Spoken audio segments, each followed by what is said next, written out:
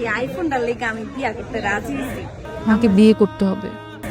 আমার জামাই কিডনি দিছে কিনা দিছে।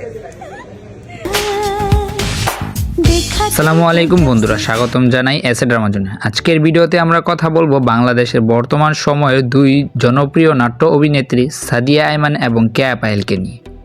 কে বেশি জনপ্রিয়, কার অভিনয় বেশি শক্তিশালী, আর ভবিষ্যতে কে হতে পারেন নাটকের রানী। তো এত দেরি না করে চলুন ভিডিওটি শুরু করা যাক। ভিডিওটি শুরু করার আগে আপনার কাছে একটি অনুরোধ, আপনি যদি আমার চ্যানেলে নতুন হয়ে থাকেন তাহলে অবশ্যই চ্যানেলটি সাবস্ক্রাইব করে আমার পাশে থাকুন।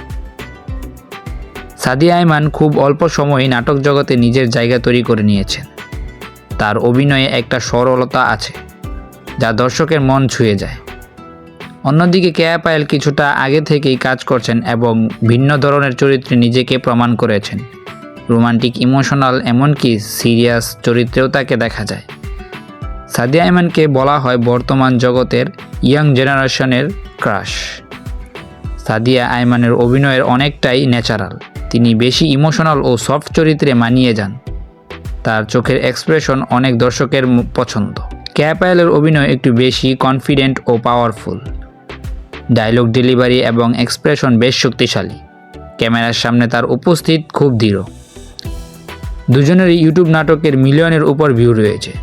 সোশ্যাল মিডিয়ায় কেয়া পায়েলের ফলোয়ার কিছুটা বেশি হলেও সাদিয়া আইমানের ফলোয়ারও কম নয়। সাদিয়া আইমানের ফেসবুক ফলোয়ার 1 মিলিয়নের উপরে। তরুণ দর্শকদের মধ্যে দুজনেরই আলাদা ফ্যানবেস আছে।